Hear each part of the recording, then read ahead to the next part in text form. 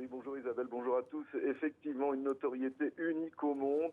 Alain Delon, vous l'avez dit, était un véritable dieu vivant au Japon. L'histoire d'amour avec le public nippon avait commencé dès 1960 avec la sortie de Plein Soleil. Et il faut avouer que c'était un titre de film plutôt vendeur au pays du soleil levant. Il incarnait la France, l'élégance, le romantisme et tous les Japonais rêvaient de lui y ressembler. L'annonce de sa disparition figure parmi les unes des médias japonais, des médias qui font justement référence à Plein Soleil, au beau visage d'Alain Delon et à sa façon unique de jouer.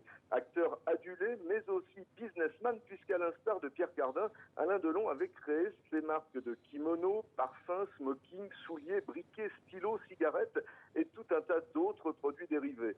En fait, Alain Delon a tout fait au Japon, y compris des publicités télévisées. La plus célèbre, connue de tous les Japonais, restera celle de la marque de vêtements d'Urban, vantée dans les années 70 en français par la star comme l'élégance de l'homme moderne. Dans les années 80, Isabelle, il y avait des dîners à 1000 US$ de l'époque. Ils étaient plébiscités, ces dîners, et Alain Delon n'y faisait qu'une courte apparition, juste à la fin, après le dessert, pour prendre le café.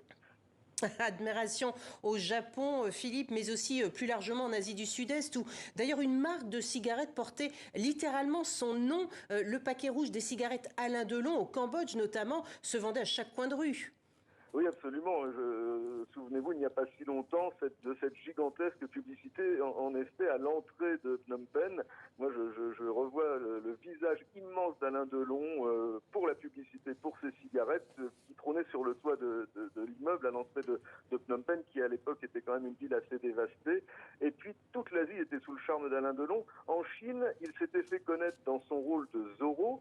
Et alors, la chaîne Phoenix TV a interrompu ses programmes pour annoncer sa disparition il y a quelques heures.